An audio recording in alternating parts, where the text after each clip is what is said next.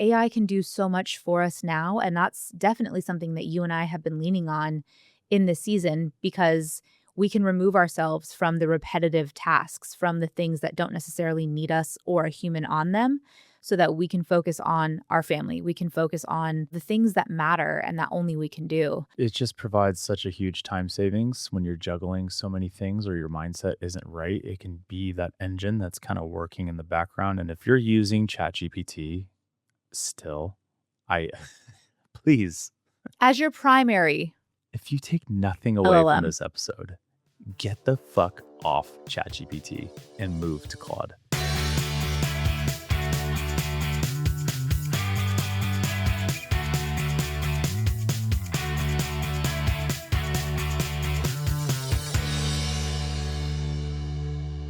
If you're in entrepreneurship and have been for any period of time, you know the seasons that I'm about to talk about. The seasons where life feels like it's swallowing you whole. That is the season that we are in right now. Between life and businesses and family, like there is so much going on in our world that it is hard to just stand up every day and like keep going. And those seasons, while they are not constant, are present throughout entrepreneurship. And so today's episode is not going to be us sitting here and telling you how hard life is because we know that these seasons grow our capacity. We know that these things are happening for us. What we wanted to do today was show up and be able to talk about the ways that we are somehow surviving challenges in all of our businesses, low team, lack of fulfillment, pivoting an entire offer, selling our house while all of this is happening. Our daughter has croup. Our son is dealing with being 3.5 and having behavioral issues. Like life just feels really fucking chaotic. And then we've lost family members. We've lost old friends. Like it's just been a really hard season, and somehow we are keeping our heads above water. And so this episode is going out to any of you who have been through this season or could anticipate needing some support in a season like this in the future, with some really practical tips on how we're managing our calendar, how we're staying on top of things, how we're keeping our mindsets neutral, if not positive, and some of the tools that we're using to replace ourselves so that we can focus on the stuff that matters. Let's dive in. This shit is hard. Mm-hmm. So- I'm drained today. Yeah. We've been drained a lot lately. Yeah. Today's one of those days where I'm just like, I want to stay in bed and pull the covers over my head, and I don't want you to even look at my phone. And I know that'll make everything worse. So That's the thing. I feel like in seasons like this, you have to ignore every instinct. yeah. I Which literally, is hard it because all I is. want to do is just, I don't know, get shit faced and not think about my problems. I know. I'm like, what sounds good today? Like there are days like that. That was me yesterday. Like I wanted to stay in bed. I wanted to pull the covers over my head, maybe put a TV show on. What even is a TV show? But like that sounded good to me. Eat pizza. You know, there are days where it's like, let's just go. And there are days that we've done this. It's like, let's just go to a restaurant and have happy hour. You know, we've got work to do, but like, screw it. You want to escape. You want to disconnect. You want to not deal with the problems because life feels heavy. But like, if you lean into those instincts too much, I think there's a time and a place for it. But I think if you lean into those too much, it will take you over, you know? So it's like, how can we stay on top of it enough to handle being defeated? I think today's a perfect day to ask you that because you're at the office. We're filming a podcast. When I walked in and stole you out of your office, you were in the middle of, client fulfillment and all those tasks. Like you're still getting it done, even though today's hard. So walk me through, first of all, like what's happening in your world, your headspace, and your strategies to handle it and like show up. I'd love to dive into both mindset because I feel like that's something that I've personally been really struggling with, and I'm sure some of our listeners have too, but also the practical, the strategic. I know that we're playing with some new, frameworks for our week and structuring our time, but like what's going on in your brain and your world right now? I think frameworks is an important thing to get back to neutral, but the mindset piece is hard, especially when you historically have some anxiety. And we've joked about anxiety being our superpower because it moves you forward, that you can never sit still. And it's like, okay, well, I got to get shit done. But right now I feel overwhelmed. So the anxiety is not the good part, not the good side. I think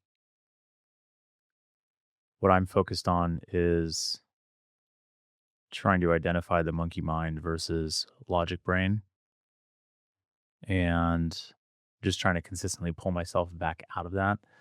I mean, on the good side, diving into work is kind of a good distraction versus going to happy hour at 9 a.m. It wasn't open at 9 a.m. It was like 11. I was thinking, I wanted to leave right now instead of doing this, but I know I should be doing this. I know I shouldn't be. I know I should, and I'm saying should or should not. I should not be feeling this stress and overwhelmed because at the end of the day, I get to choose how I respond and react to things. But that's a lot easier said than done. And so it's hard because you go online. I don't even want to go on Instagram or TikTok or anything right now. I don't want to consume any media. I don't want to even hear. I don't care about anyone else's like, do this or that. It just makes me more anxious. Makes me feel behind. Makes the same things we all feel when we go on Instagram. I know you deleted it off your homepage completely. No, I just moved it on my phone so that I could interrupt the pattern. Yeah, I go on. I just see a bunch of like AI influencers talking about how automated and easy all these businesses are and what they've done and blah, blah, blah, and it's like, oh fuck. Now that's my anxiety. Yeah. But yeah, I mean, Really quick, just I think I want to double click into that because I feel like that's a really important point and I don't want to gloss over it. What can be really constructive in a positive season can be like really detrimental in a season where you maybe are struggling, right? Whether it's on paper with your business or just from a mindset perspective, that comparison game can be really toxic. And I think that it's a good reminder that if you are struggling and comparing yourself to other people, like get off the internet. Stop looking at accounts. I don't care how productive they are. I don't care how helpful they seem to be. If consumption, and most times it does, but if consumption makes you feel worse, stop consuming.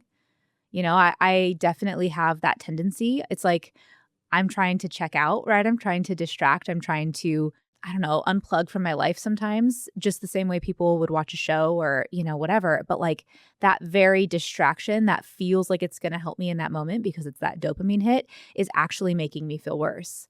And so, yeah, I think that's a really important tool and not something that we had talked about, diving into on this episode. But I think it's a really good reminder. If you're going on your phone and it makes you feel worse, put that shit away. but you have to have the reflection, the self-reflection to say, I feel shittier when I do this or think this, so I'm going to stop. So that's kind of the separation that I'm glad that I do have. Not always, but I'm able to kind of zoom out and be like, why am I feeling this way? And it's like, oh, I'm feeling whatever, and this triggers that emotion or that feeling. Triggers are such a good trigger. They're such a good catalyst for us to try to understand ourselves better. So I think that, again, kind of a good reminder, if you're getting triggered, ask why. Get curious. Don't let yourself go and spiral into that emotion of being mad or jealous or, whatever it is. Like, get curious to see why you're getting triggered, because I think that it will give you a lot of information, Yeah. a lot of awareness. Yeah. I just it's hard right now with the mindset, the inner game, the inner battle. I don't want to manifest. I don't even want to think about whatever. All I can do is kind of ruminate, or I'm easily triggered or pissed off, or just, today I just feel exhausted. I don't know. Is that depression? Is that grief? Getting raw in this episode. But I just feel completely drained mentally and physically. And I don't know why. I mean, I think it's like overwhelm, but I don't know exactly like what specifically, why today and not yesterday. There's not one specific thing that's No, making yesterday you feel that way. I was more up. I was yesterday. Maybe it's like the 5 stages of fucking grief. They keep a roller coaster, but It is a roller coaster. Yeah, and yesterday I was struggling. It was a low day for me, and I think that that's a really important thing. If you have a partner or friends or family members that support you, lean on them, because I was able to go to you and say, today's really hard. I need help. And you pulled me up and you picked me up. And today you're struggling. And it's like, hey, I've got the energy back. I'm feeling better. I leaned on my community yesterday. I reached out to some friends and I got really good support from the people in Expanders.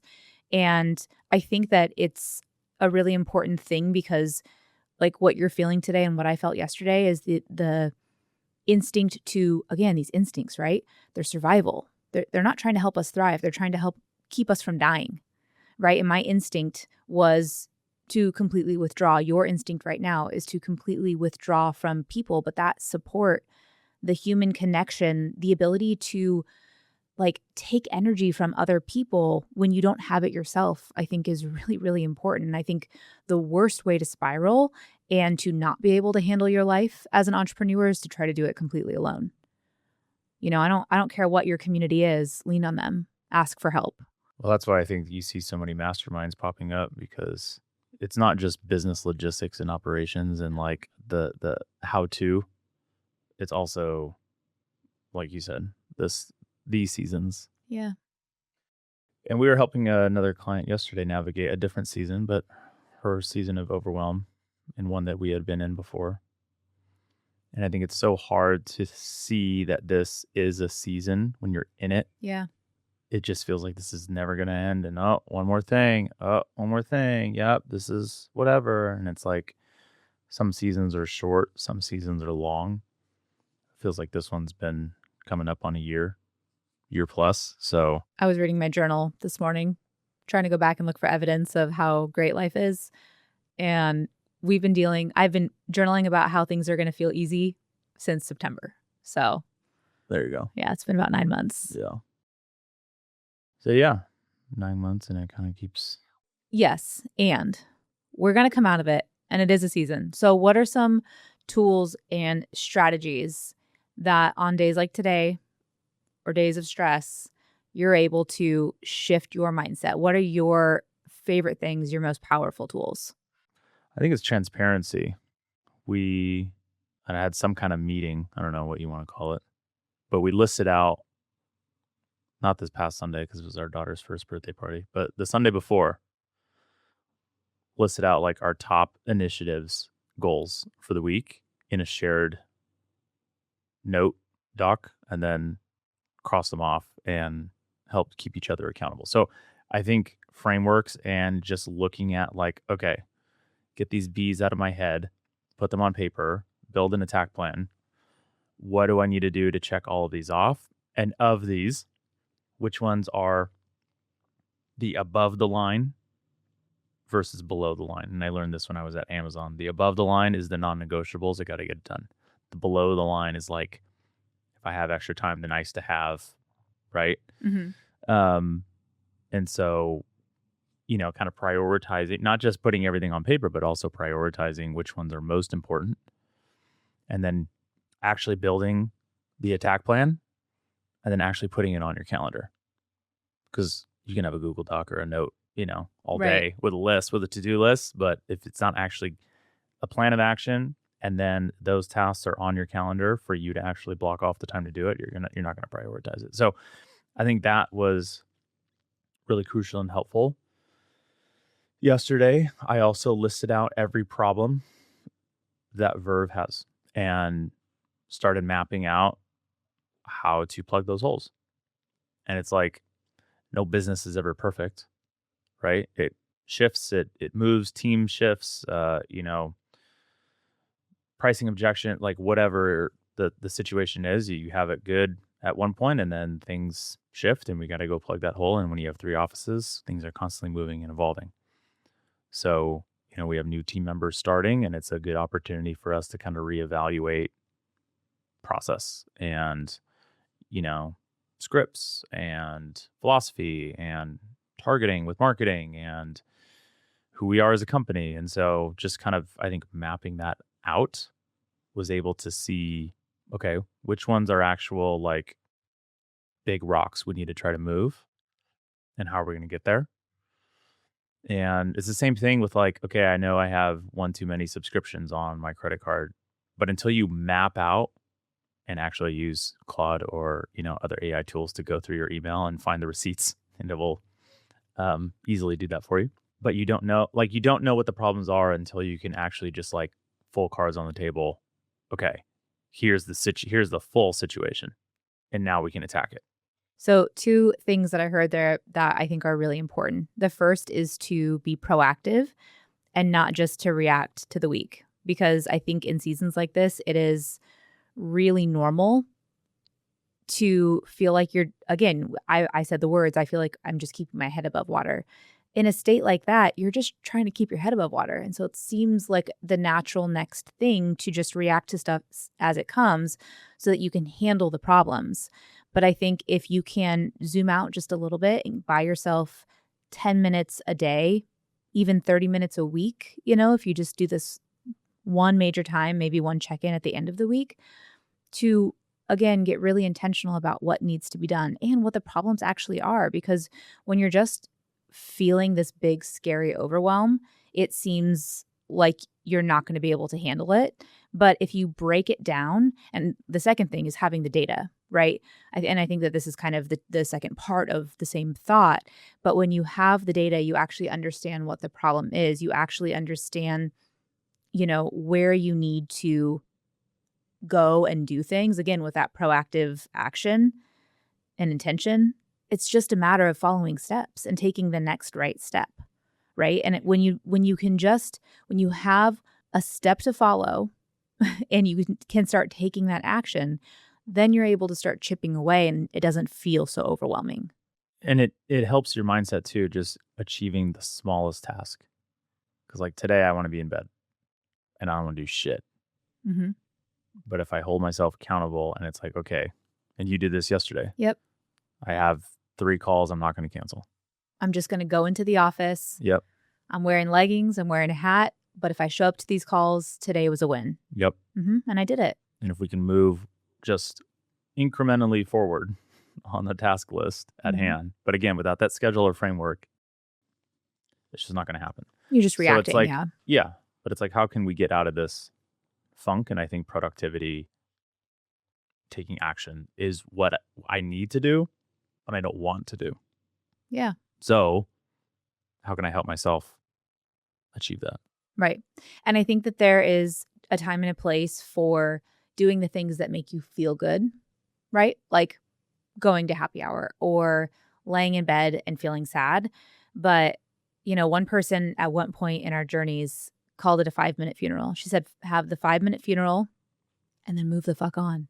And I feel like that's kind of a good practice when you're dealing with something like this. It's like, okay, I'm going to feel sorry for myself. Life is feeling really hard right now. Shit's working against me. Whatever story you want to spin up, like live in it, feel those feelings, and then sit down, pen in hand. And one thing I'll say is, historically, when things have been hard, and I will say that my life has never been this hard before. We've been through a lot of hard shit, but my life has never been this hard. In the past, the level of hard that I faced, I could sit down and I could come up with 20 things I was grateful for. I could really shift myself into feeling that gratitude. And the season that we're in right now, I'm like, just put 3 things down. Rusty, Raya, Kyle. Like, I think that that's kind of a shift that I've made in the season. And I think for a lot of people who have been through like really hard shit and like the really big stuff, right? Like loss and family members and grief. And, it's like somebody tells you to visualize your future and to write a list of 20 things you're grateful for. And all this, like, it's not bullshit. It's great. It's a good practice. But like all the stuff that feels like bullshit when you're in that suck, you roll your eyes and you're like, yeah, go fuck yourself because I'm exhausted and nothing feels good. And I don't have a lot of gratitude. And, but like if you can just put pen to paper and truly find the things, like right now, I am grateful that my children are healthy. Raya, we think has croup, but healthy enough, right? I am grateful that our relationship, despite the stress we're going through, is solid. I am grateful. Like, just be honest. It doesn't have to be, you know, like you said, your list. It doesn't have to be checking a million things off. If you do 3 calls, if you get this one campaign done, if you see the 10 patients you have on the schedule, in a slow week, that will be a win. Just do the bare minimum, but do it. Like, be accountable to yourself, not just productive, but like the follow through matters. And don't put pressure on yourself to try to come out of a season like this bright and fucking bubbly, like neutral is good enough sometimes. And I think that that's a pressure I've put on myself is like, I should be the shoulds, right? I should be so happy. I should be so grateful. Like, yes, this is happening for me. And it's like when life is throwing shit at your face, you're like, I need a moment to not to maybe not feel like this is happening for me. I know theoretically that it is, but like feel your feelings, just show up enough and stay neutral and trust that those habits will eventually become more positive, But if you're doing the baseline, and I think for me, that is journaling, like waking up and just putting pen to paper, not just journaling, gratitude and whatever, but like, what is my day going to be? What are the wins of the day, right? The week, the day. What are some goals I have this week? I probably can't think about a month from now because tunnel vision, but this week, what do I want to accomplish? And I think that practice can kind of create stability and get you through into the next season where things don't feel quite so heavy. I also think sticking to time blocking is really important. And that's something that I think goes by the wayside when you're being reactive. Like, put time on your calendar to take care of you, put time on your calendar to get shit done. If you need to, put time on your calendar to rot on the couch if that's what's going to make you feel better. But like, if you can do that, then you do rot on the couch and you do get the tasks done. You don't feel like your whole day was a waste and you don't compound that feeling of like unworthiness, because I think in seasons like this, that's what starts to build up. If you don't stay true to yourself, if you're not productive, if you don't do the shoulds, you start to feel like a piece of shit, right? And if it's like, oh, well, if who I am is a piece of shit, then how do I possibly get out of this? I think, yeah, now I'm rambling, but I think that sticking to time blocking can be a really important tool to allow yourself to be proactive in seasons like this and not just bounce all over the place, creating more of that like instability and chaos. It's like, how can we stick to the routine as much as possible to create that level of stability that doesn't feel natural when things are overwhelming like this? And for example, the reason I'm talking so much about this is because right now I'm in practice 3 days a week in 3 different clinics with 3 different patient bases. In addition to being the regional operations manager for our company, in addition to being the CEO, in addition to being the co-CEO of the Expanded Collective and a mother and a wife and a friend and dealing with, again, loss, it's like life is really destabilizing. And if I put on my calendar a chunk here on the day that I'm not in clinic to do deep work, then I'm going to reserve that time and I'm going to get shit done. If I don't do that, then I'm going to fill that time with whatever fucking administrative tasks or little things that the team needs from me or whatever. Like the stuff that doesn't move the needle, I'm going to get to the end of a Friday and I'm going to look back on my week and be like, what did I even get done? You know what I mean? And I feel like that level of control, even if it's 3-hour blocks, 2-hour blocks, just helps to create stability. Would you agree with that? Mm-hmm. Absolutely. And then I think one tool that people maybe underestimate, especially if they're in a service-based business and not necessarily an online business where content marketing or, virtual things are kind of their prime focus, is AI. Like AI can do so much for us now. And that's definitely something that you and I have been leaning on in this season because we can remove ourselves from the repetitive tasks, from the things that don't necessarily need us or a human on them, so that we can focus on our family. We can focus on, the things that matter and that only we can do. And I would love for you to dive in because I know that you've had some pretty cool breakthroughs with what's possible with AI this past week. Yeah, it just provides such a huge time savings when you're juggling so many things or your mindset isn't right. It can be that engine that's kind of working in the background. And if you're using ChatGPT still, I please, As your primary if you take nothing away from LLM. this episode, get the fuck off ChatGPT and move to Claude. It's just so much more powerful, in depth. It now is so much more than just a chatbot.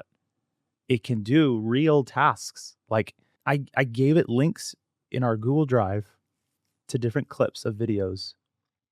And if you go to the Verve Wellness Club Instagram, you'll see a video that was posted recently about Shockwave for C-section scars and how it can provide pain relief and, an aesthetic improvement with the scar and the keloids itself.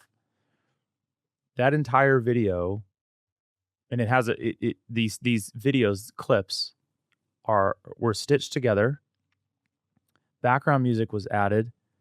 A script was written, a voiceover script was written, an AI voice read it, captions were installed, and Claude put all of those pieces together and then pushed it to Go High Level to schedule that post. Oh, and the caption. And then Go High Level scheduled and posted that piece of content. And it's a good piece of content. And it's got, the engagement is insane. Like, let me pull this up. Oh, nice. I opened Verve and there's someone giving birth. Classic. Typical. Classic Verve. Jesus. Okay, 4,500 views. It was posted 5 days ago. The caption starts with, "Your C-section scar deserves more than it'll heal on its own." But if I open up the insights, 4,500 views, 30 likes, 5 comments, 29 shares, 23 bookmarks. What's even more interesting is if I hit the engagement tab inside of the insights, 52 people visited our profile. 15 tapped our bio link, which is our stand store. And so it's like, this is a great ad. I'm going to run this as an ad. I'm going to put money behind this. And So you didn't all have of to that, create any part of it. No, my team recorded these videos. They put them in a Google Drive and I said, Claude, here you go. Here's what I want to do. Here's what I want to target. I used a tool called Whisper Flow. So I'm not even typing. I'm just dictating in. And I said, here's the links. Create a engaging social post. We want to try to see if there's an appetite for our market to use this technology for this particular thing. So again, I'm like not even at half capacity. I don't have the brain power or the time to ideate, write, have Danielle record a voiceover, edit these videos, do all of this.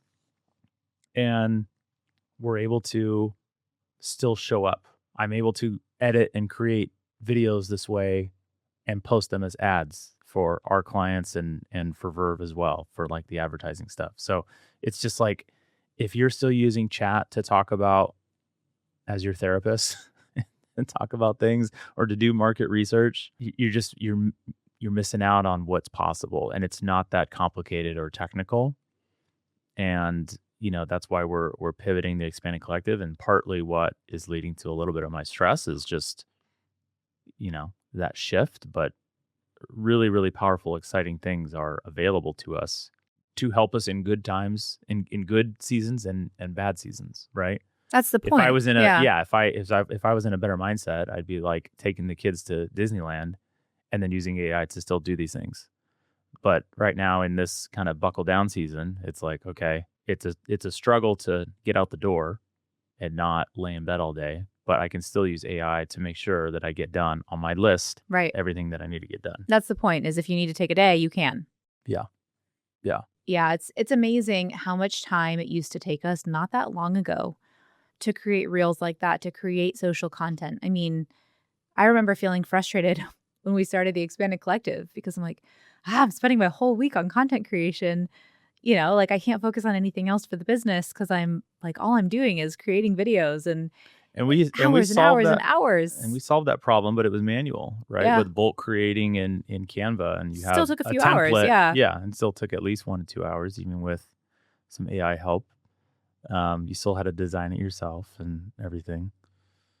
And yeah, so I mean, if it's not content creation, maybe it's going through your emails, and Claude can connect to your Gmail and come through and say, you need to respond to these, or here's a list of subscriptions that you're paying for and not even opening their emails. Do you want me to unsubscribe? Do you want to, start checking off these, expenses off your list? And so, calendar management. I mean, it connects to everything. So it's just like your entire tools, not just marketing, but Well, and even knowing what to focus on in your business, right? It's like, look at our performance for the week, whether it was social or collections or, return patients, reactivations. Like, you just enter your data and let AI help you figure out where to focus. If you don't have the capacity, the energy, the time to do those things, that's okay. You don't need to, right? Like, Yeah. again, you focus on the high level. You shouldn't be focused on a spreadsheet and reading it and, trying to pick the pieces out and make sense of it. Like, again, use AI to make you more efficient so that the time that you do spend, you're focused on the things that matter. Mhm. Yeah, if you're not using AI, guys, I think you really are missing the mark. So, let's just kind of come back and wrap it up. Obviously, we're in a tough season. Sorry if this episode was a little bit depressing, but this is real. This is raw. This is where we're at. And we're going to keep showing up anyways, because that's the promise we made to ourselves and to you. But, what we're doing right now to keep our heads above water is focusing on the stuff that we're actually grateful for, right? Like, remembering that we got good stuff going on too, even if it doesn't feel fluffy and celebratory. Like, life is good at its core. Focusing on being proactive with our week so that we know the non-negotiables that need to get done, so we feel like we've accomplished something. We have that sense of worth by the end of our week. Making sure that we are using data to analyze the situation, to analyze life, to truly understand if what we're feeling is real or if it's the monkey mind, and leaning on our people, our community, and not being afraid to ask for help when shit feels real heavy. So if you're going through a tough season like we are, I'm sending you love, and just know that it is a season. It will end. You will be out on the other side stronger and better than before. And if you're not, I hope that you can continue living in abundance and success and don't have to navigate these times. But either way, we would love to chat with you and connect. So come find us over at The Expanded Collective on Instagram. Shoot us a DM, and we'll see you next time.